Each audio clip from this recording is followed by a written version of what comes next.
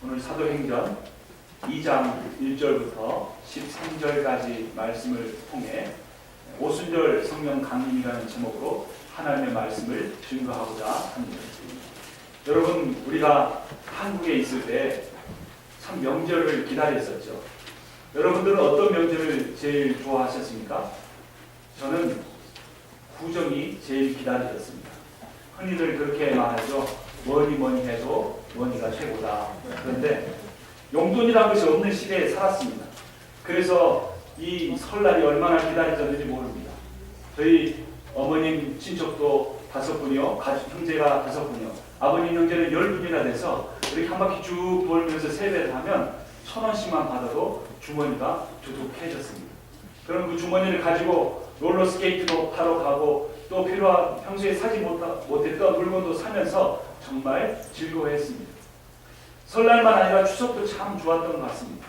먹을 것이 없는 시대였기 때문에 이 추석이 되면 송편도 만들고 또 전도 부치고 또 모든 각종 과일들이 맛있게 쏟아져 나오는데 얼마나 귀한지 모릅니다. 요즘에는 마트에 가면 겨울에도 딸기가 나오지만 지금 생각해보면 그때 어렸을 때 먹은 이 시리신 딸기가 훨씬 더 맛있었던 것 같습니다. 어쨌든 가을이 되면 풍성한 과일과 또 한 가지 좋은 점은 1년에 딱 한 번 옷을 사주는 날이 있는데 그것이 설날이었습니다.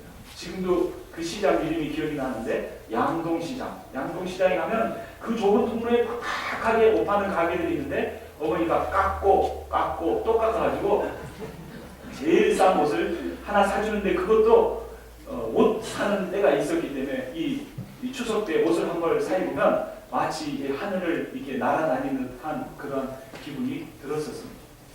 그 두 가지 명절이 대표적인데 또 하나 좋았던 것은 이 보름이었습니다. 보름 때는 이 찰밥을 해서 긴 물 싸가지고 묻혀서 그것이 뜨끈뜨끈할 때도 맛있는데 한 1주, 2주 지나서 먹을 것이 떨어졌는데 그 찰밥 덩어리를 이 솥에 넣어서 쪄가지고 조금씩 뜯어 먹으면 입에서 살살 녹는 맛이 얼마나 좋았는지 모릅니다.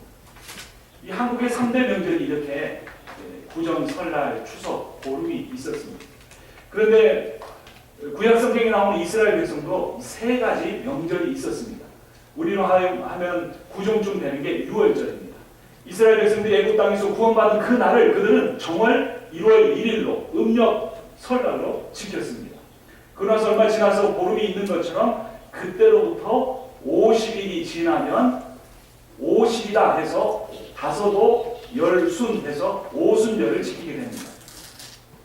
우리 사도행전 2장 1절 말씀 우리 한 목소리로 읽어보겠습니다.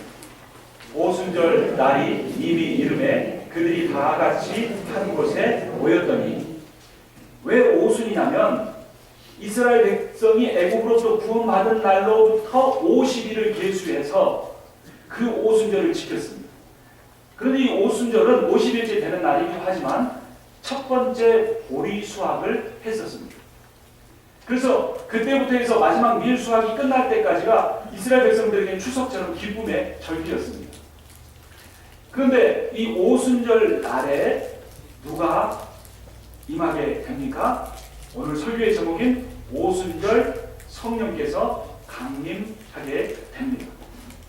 이 성령이 유대인들에게 임하게 됐다는 것은 어떤 의미냐면 예수님께서 이 땅에 오시고 병자들을 고치고 귀신을 내어쫓으시고 천국 복음을 전하신 다음에 십자가에 죽고 부활하심으로써 그리고 하나님 아버지께로 올라감으로써 예수 그리스도가 하나님의 아들이시다라는 것을 선포하게 됐습니다. 복음을 완성한 겁니다. 우리를 위한 구원을 완성하신 겁니다. 그런데 무엇을 가지고 그것을 확인할 수 있겠습니까? 무엇인가 보증 수표가 있어야죠. 뭔가 첫 열매가 있어야죠. 1년 내내 굶었는데 이 풋복숭아를 하나 따서 먹어야 추석이 오는가 보다 생각할 수 있겠죠. 이와 마찬가지로 성령이 유대인들에게 임했다는 것은 정말로 이 땅에 우리와 3년 반 함께 계셨던 그 예수님이 하나님의 아들이시구나. 그분이 약속했던 성령이 우리에게 진짜 왔구나 라는 것입니다. 그래서 예수 그리스도께서 이루신 복음과 구원에 대한 첫 열매로 성령이 이스라엘 백성들에게 임한 것입니다. 그것이 이스라엘 백성들이 애굽 땅에서 구원받은 다음에 오순절을 맥추절로 초실절로 지킨 것과 똑같은 의미인 것입니다. 그러면 그날에 어떤 일이 일어났을까요? 2절을 보겠습니다. 호련히 하늘로부터 급하고 강한 바람 같은 소리가 있어 그들이 앉은 온 집에 가득하며 3절 같이 읽습니다. 마치 불의 혀처럼 갈라지는 것들이 그들에게 보여 각 사람 위에 하나씩 임하여 있더니 성령이 임하시는, 그 성령은 구약시대 때도 역사하셨습니다. 그런데 성령이 믿는 자에게 오셔서 그 사람을 거듭나게 하시고 중생하게 하시고 영원토록 떠나지 아니하시는 그러한 역사는 이 오순절 성령 강림이 첫 번째인 겁니다. 근데 그 오순절 성령이 강림하시는데 두 가지 이미지가 있습니다. 하나는 귀로 들을 수 있는 청각적 이미지고, 그것은 이 급하고 강한 바람 소리가 휘휘 이렇게 일어나는 것입니다. 또 하나는 불이 하늘에서 떨어지는데 그냥 일직선으로 떨어지는 것이 아니라 여러 갈래로 혀처럼 갈라져서 내려오는 모습입니다. 먼저 바람은 어떤 의미일까요? 이 바람이라고 하는 것은 창세기 2장 7절을 보면 이렇게 나와 있습니다. 여호와 하나님이 땅의 흙으로 사람을 지으시고 생기를 그 코에 불어넣으시니 사람이 생명이 된지라. 한글 성경에는 생기라고 되어 있는데 히브리어 성경에는 루아흐라고 되어 있습니다. 근데 이 루아흐는 다르게 번역하면 성경에서 하나님의 영, 성령이라고도 번역이 됩니다. 그러니까 우리는 단지 흙으로 지어진 미천한 존재이지만 그 미천한 존재에 하나님의 영, 루아흐가 생기가 불어넣어져서 생명이 living human being이 살아있는 존재가 된 것입니다. 그런데 문제는 우리가 하나님께 불순종하고 자기 마음대로 죄짓고 살아서 타락해서 지옥에 가게 된 것입니다.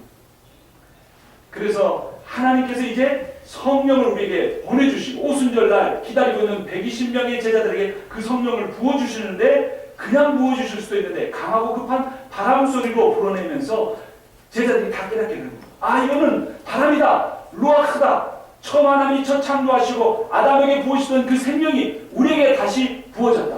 아멘. 우리의 죄로 인하여 죽을 수밖에 없는 우리들에게 하나님의 루아흐가 다시 부어져서 우리는 이제는 영원토록 살 수 있게 되었다는 사실을 그들이 깨닫게 된 것입니다. 아멘. 여러분, 기도해야 합니다. 하나님, 내게 그 하나님의 오순절 날 120명의 제자들에게 임했던 그 성령이 내게 임재하게 하여 주시옵소서. 한번 임한 성령은 떠나지 않지만 정말로 내가 성령 받은 사람인지 나를 점검하게 해주십시오. 그 성령으로 말하면 내가 정말 거듭난 사람인지, 정말로 예수 그리스도의 십자가의 보혈로 내 모든 죄가 깨끗이 씻음받았다는 것을 믿고 살아가는지 점검해야 합니다. 아멘. 또한 내가 과거에 성령을 받았다고 할지라도 그 이후로 불순종하고 살거나 말씀을 읽는 것뿐만 아니라 그 말씀대로 순종하지 않거나 우리의 생명호흡인 기도로 생활을 게을리하면 그 성령이 약해져 갑니다.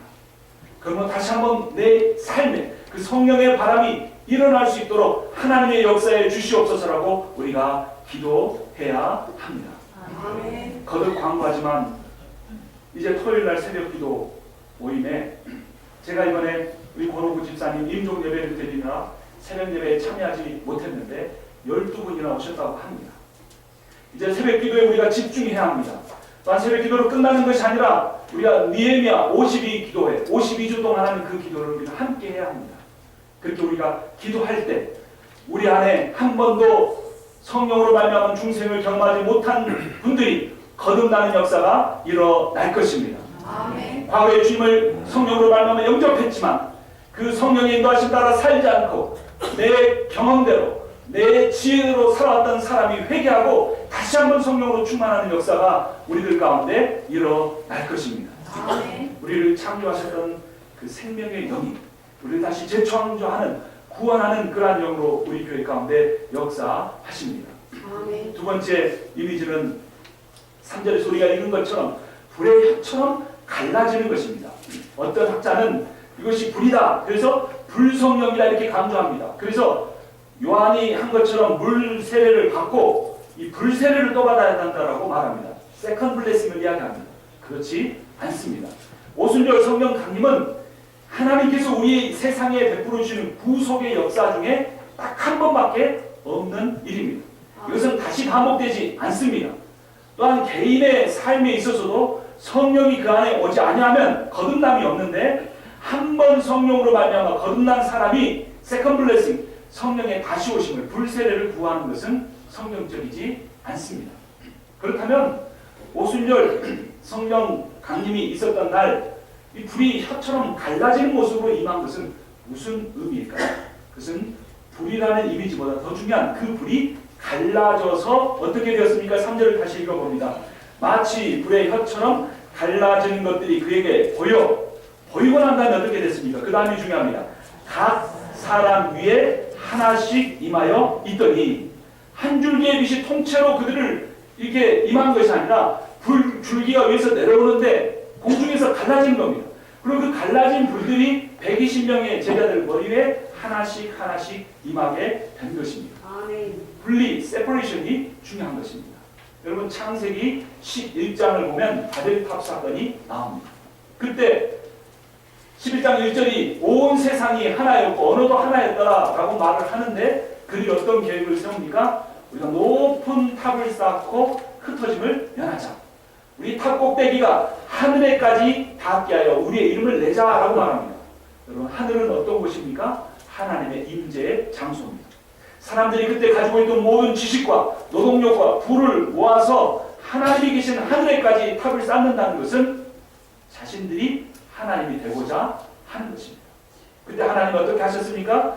저들이 언어가 하나이므로 저렇게 하는구나. 내가 내려가서 보고 그들의 언어를 혼잡게 하자. 그들의 언어를 세퍼레이트하게 하자라고 말씀하셨고 그들의 언어를 알아둘 수 없게 만드셔서 그들이 더 이상 탑을 쌓지 못하고 세상 각지로 흩어져 버린 것입니다. 그렇게 흩어진 존재들이 어떻게 되었습니까? 9절부터 제가 읽겠습니다. 우리는 바데인과 메데인과 엘람인과 또 메소포타미아 했는데 이것은 유대를 중심으로 동쪽에서 온 사람들입니다. 유대와 갑바도기아, 본도와 아시아, 부르기아와 밤빌리아 이것은 유대를 기준으로 서쪽에서 온 사람들입니다. 애국과 구레네 및 구네레에 가까운 리비아 여러 지방에 사는 사람들과 로마로부터 온 나그네 이들은 북쪽으로부터 온 사람들입니다. 곧 유대인과 유대계에 들어온 사람들과 그레데인과 아라비아인들이라 우리가 다 우리의 각 언어로 하나님의 큰 일을 말함을 듣는도다 라고 고백하고 있습니다. 유대인들의 특징은 핍박받는 것이었습니다. 주변에 강대국들이 많아서 늘 외침을 받고 그때마다 포로로 끌려가서 동서남북 사방으로 흩어져서 몇백 년을 살았습니다.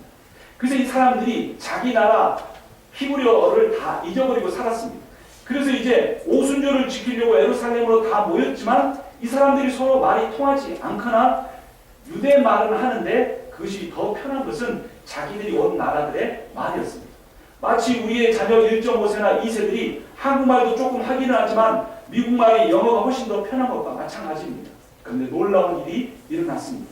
하늘에서 불이 떨어지는데 그 불덩어리가 하나씩 갈라지더니 제자들 머리 위에 하나씩 올라갔는데 불덩이가 하나 올라간 사람마다 어떤 사람은 갑바도기아 말을 하고 어떤 사람은 본도의 말을 하고 어떤 사람은 로마의 말을 하는 겁니다.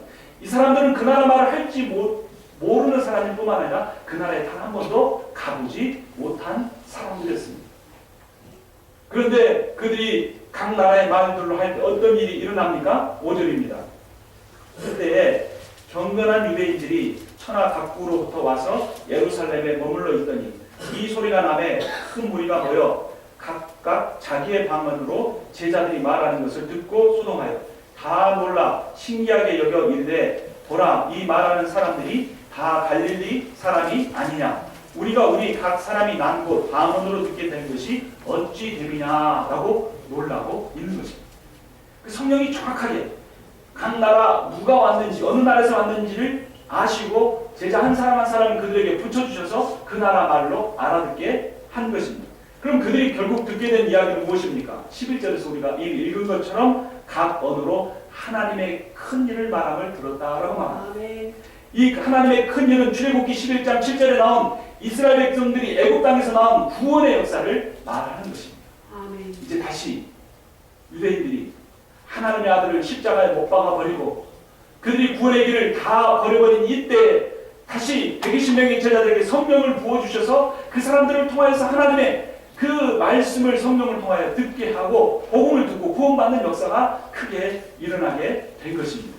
아멘. 얼마나 많은 사람들이 구원을 받게 되었을까요? 2장 41절입니다. 그 말을 받은 사람들은 세례를 받음에 이날의 신도의 수가 3,000이나 더하더라. 아멘. 3,000명이나 되는 많은 사람들이 그 자리에서 회개 역사가 일어나고 주 예수 그리스도 그분이 하나님의 아들이시고 나를 구원하여 이 땅에 오신 구세해 주시다라는 것을 믿게 된 것입니다. 아멘.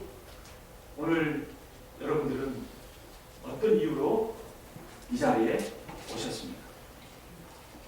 어떤 마음을 가지고 이 자리에 나오셨습니까? 저는 저 자신을 보면 얼마나 어리석은지 모르겠습니다.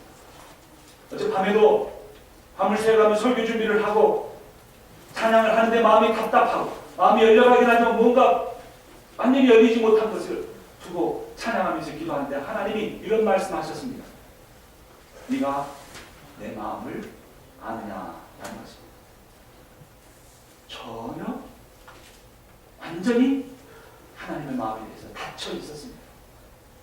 그것으로 인하여 고통스러워하는데 하나님이 다시 물으셨습니다. 오늘 지금 제1한인 장로교회 예배당으로 나오는 성도들의 마음을 네가 아느냐 주님이 물으셨습니다.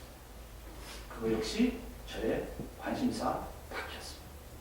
물론 기도할 때마다 하나님이 눈물을 주시고 하나님의 말씀을 읽을 때마다 하나님이 그러한 하나님의 역사를 내게 깨닫게 하시지만 단 한순간이라도 깨어있지 못하면 단 한순간이라도 기도하지 않으면 단 한순간이라도 말씀을 묵상하지 않으면 여전히 다시 나 자신 안으로 들어와버려요. 나 자신에게 집중하고 영원하지도 않는 잠깐 있다 없어지는 것에 내 마음을 쏟아버리고 살아가는 것이 여기서 오늘 또 하나님의 말씀을 드러나는 이 종의 연약한 모습이라는 것입니다. 여러분이 무슨 마음으로 오늘 예배에 참여하셨습니까? 무엇이 여러분들을 오늘도 이 예배당에 오게 만들었습니까? 습관입니까?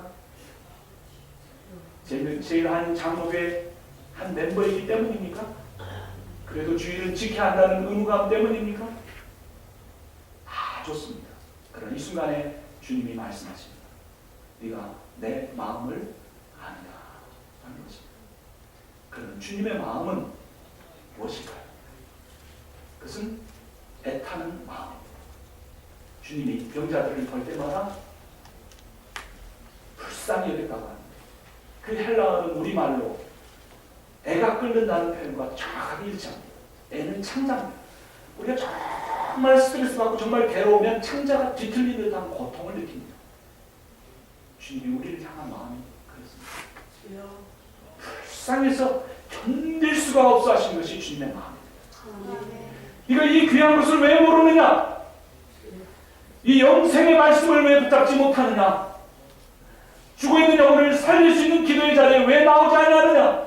주님이 말씀하십니다. 주님도 다 아십니다. 내가 얼마나 힘들게 이민 생활을 살아가고 있는지. 집에 오면 파김치가 되고 쓰러져 사고 또 일어나서 일하러 가야 하는 정말로 힘든 인생이 얼마나 고달픈지 주님이 다 아십니다. 내가 물질적인 문제로 얼마나 고통을 받고 있는지 하나님이 다 아십니다. 육신의 질병으로 인해 고통을 받고 있는지 주님이 아십니다. 미래에 대한 두려움과 불안으로 인한 염려하고 있는지 주님이 아십니다. 그렇기 때문에 주님의 마음이 더 간절하신 것입니다. 나와 함께하면 네가 내 마음을 알게 되면 너의 마음 속에 너의 삶 속에 아무리 큰 고통과 어려움이 있다고 할지라도 그 마음의 평안을 차지할 텐데 내가 주는 그 기쁨을 그 영생의 기쁨을 누릴 수 있게 된다고 주님이 말씀하고 계시는 것입니다. 3,000명 아니 3만 명 역사가들의 그러한 문헌에 의하면 몇만 명이나 되는 사람들이 수십만 명이나 되는 사람들이 이 예루살렘으로 이 3대 절기마다 모여들었다고 합니다. 어찌 보면 6월절보다 오순절이 더 큰 축제의 날이었습니다. 그들 무슨 생각이 왔을까요? 재물을 어떻게 준비할까? 그 먼 길을 어떻게 갈 수 있을까? 여러분 생각해 보십시오. 수천리 나라를 거쳐서 예루살렘까지 가는 때 얼마나 많은 강도가 있고 얼마나 많은 도적대가 있고 굶주릴 수도 죽을 수도 있고 추위에 얼어 죽을 수도 있는데 그들의 마음이 어디에 있었겠습니까?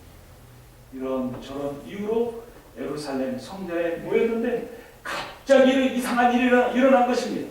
한 다락방에 모여있던 그곳에 바람 소리가 휘몰아치고 큰 불덩어리가 내리치더니 그들이 각자 말을 하는데 자기들이 익숙한 자기들이 태어난 그 나라의 말을 그들이 하는데 이게 어찌 된 일인가? 저들은 갈릴리 사람이 분명한데 어떻게 우리 말을 할 수 있는가? 귀를 기울여 보는데 구원의 말씀, 나를 구원하기 위하여 하나님이 창세전부터 계획하셨고 나를 이방 땅에 태어나게 하셨지만 이민자로 태어나게 하셨지만 다시 예루살렘으로 불러셔서 하나님의 복음을 듣게 하셨다는 그 사실을 하나님의 마음을 그들이 갖게 되고 무릎이 터져나고 회개 역사가 일어나고 세례를 받아 하나님의 백성이 되는 역사가 일어나게 된 것입니다.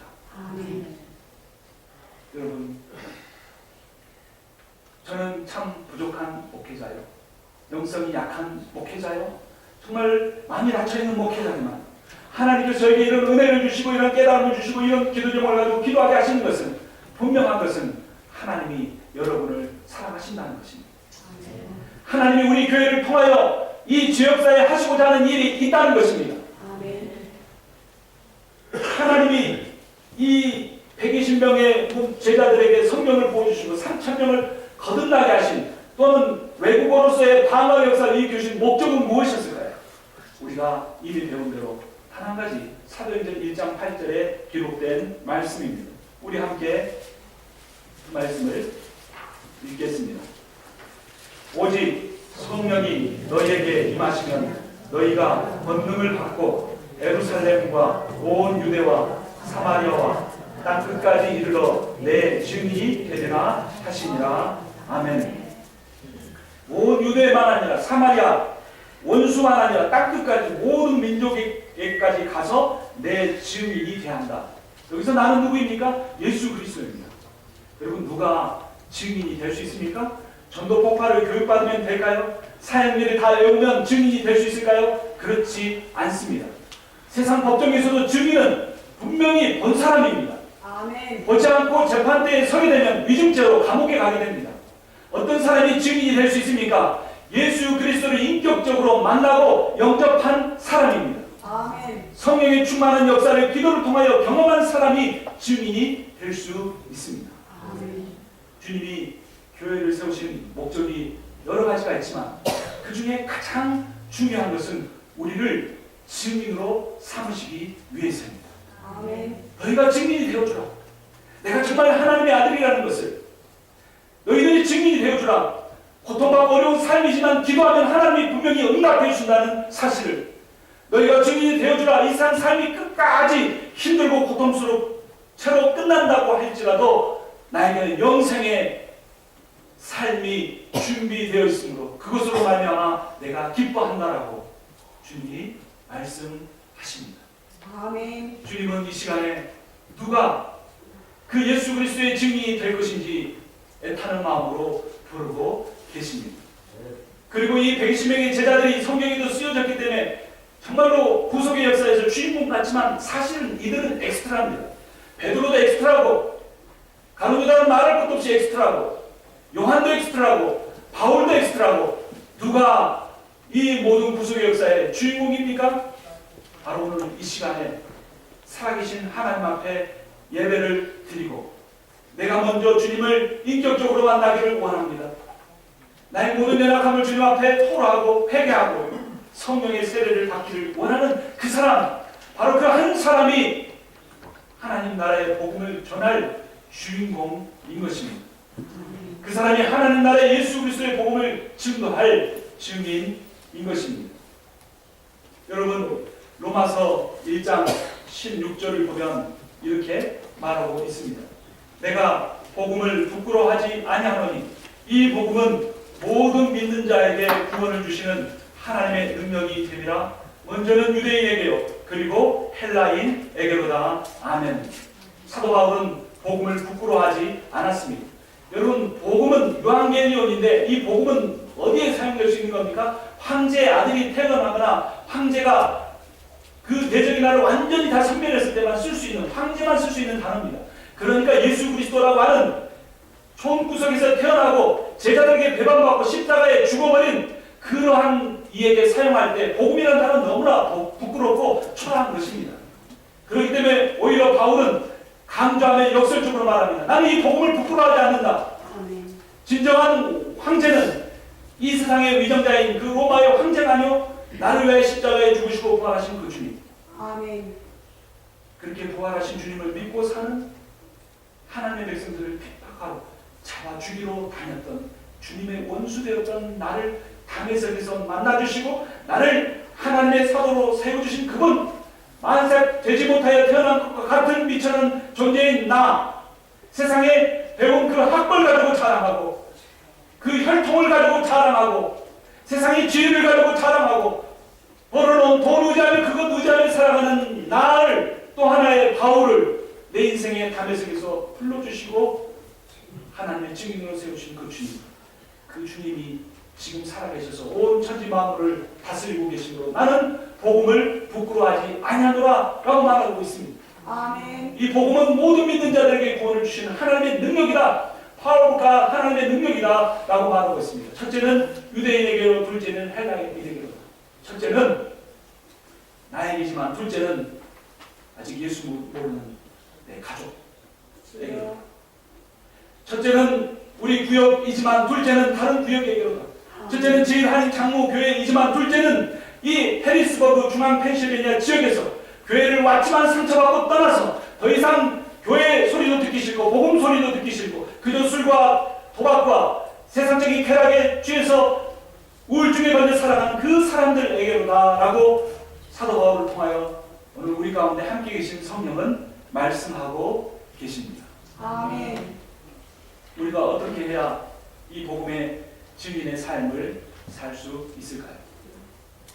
여러분, 오늘 점심 식사하시면서 아니면 댁에 가셔서 주보 순서지 바로 옆에 있는 목회 칼럼을 한번 읽어보십시오. 1, 2, 3 비전을 말하고 있습니다. 그 이론에 대한 내용들은 다 지워버리고 1. 첫 번째 1대1 양육과 제자 훈련을 받는다. I will have discipleship training. 2. 제자들처럼 나가서 전도하고 2명 이상 데려와 양육한다. I will evangelize more than 2 people. 3. 성경 말씀을 3독 이상을 한다. I will read the Bible more than 2 times. 1, 2, 3 비전을 실천하기 위해 주일을 성수하고 토요 새벽에 나와 기도한다. I will pray in Saturday morning prayer meeting. 이 1, 2, 3 비전을 오늘 말씀을 준비하면서 하나님께서 주셨고 여러분과 함께 나누기를 원합니다. 아멘. 지난 토요일 새벽 4시 주님 사랑하시는 우리 권오구 집사님이 소천하셨습니다. 제가 권오구 집사님을 만났고 알게 된 것은 불과 2달이 되지 않습니다.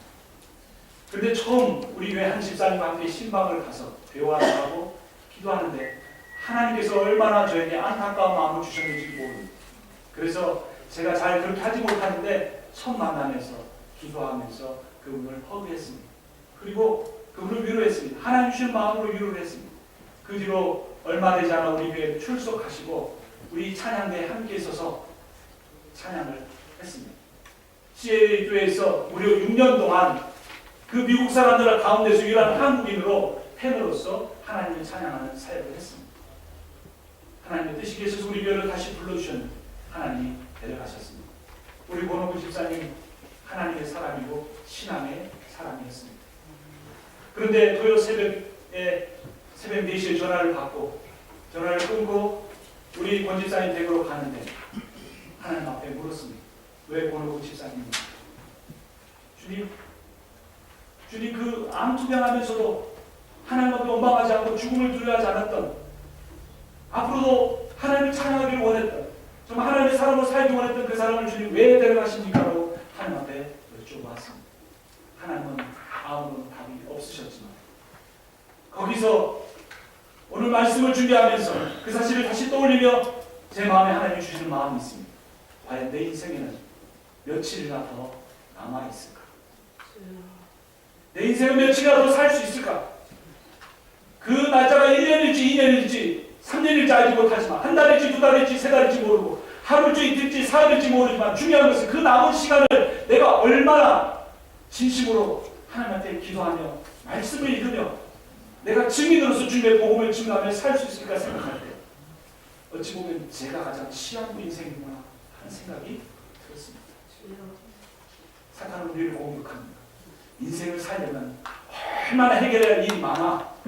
집 페이먼트 끝내야 되고 자식 교육들 잘 해야 되고 또 적금도 잘 부어가야 되고 직장도 비즈니스 열심히 튼튼하게 갖추어가야 돼. 여러 가지 것들을 우리 가운데 주면서 정말로 살아계신 하나님 나를 위해 십자가에 죽으시고 부활하시고 지금 나는 보좌 우편에서 나를 위하여 중보기도하고 계신 그 주님에 대해서는 잃어버리고 주님의 마음을 알지 못한 채 제가 예배 시간 전에 그리한 것처럼 주님의 마음을 잃어버린 채로 살아가고 주님의 마음은 조금 알지 모르지만 내 옆에 함께 예배 드리는 형제 자매의 마음은 알지 못하고 예배를 드리고 있는 우리를 향해 하나님이 다시 한번 말씀하십니다.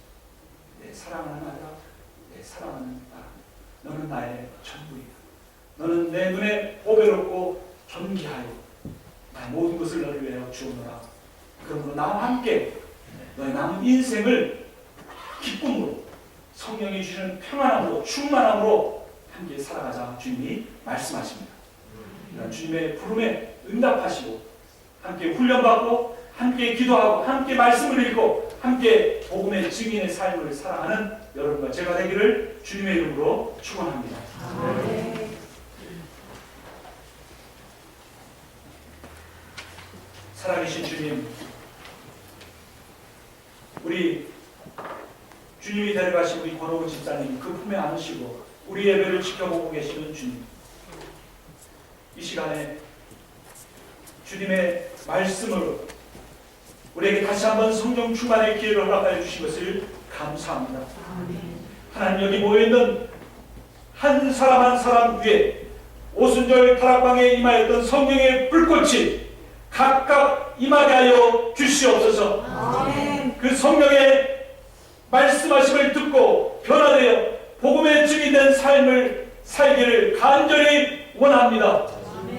아버지, 우리의 가족을 구원하여 주시옵소서. 아멘. 주 예수를 믿으라 그의 건도가 되시니 구원을 얻으리라 주님 말씀하셨사오니 주여 구원하여 주시옵소서. 아멘. 아버지, 우리 성도들 가운데 아직 복음을 알지 못하고 거듭나는 이들 하나님 아버지 구원하여 주시옵소서. 아멘. 은혜를 내려 주시옵소서. 아멘. 성령의 역사 우리를 가운데 충만히 임재하여 주시옵소서. 아멘. 주님, 중앙 펜실베니아 지역에 아버지 하나님 교회에 상처받고 아니 복음을 애초에 들어보지도 못하고 아버지 하나님 멀리 소외되어 있는 이들이 있사오니 그들을 불쌍히 여겨주시고 우리의 발걸음이 그들을 향하여 가게 하여 주시옵소서. 아멘. 우리의 마음이 그들을 향한 하나님의 그 애타는 마음을 품게 하여 주시옵소서. 아멘.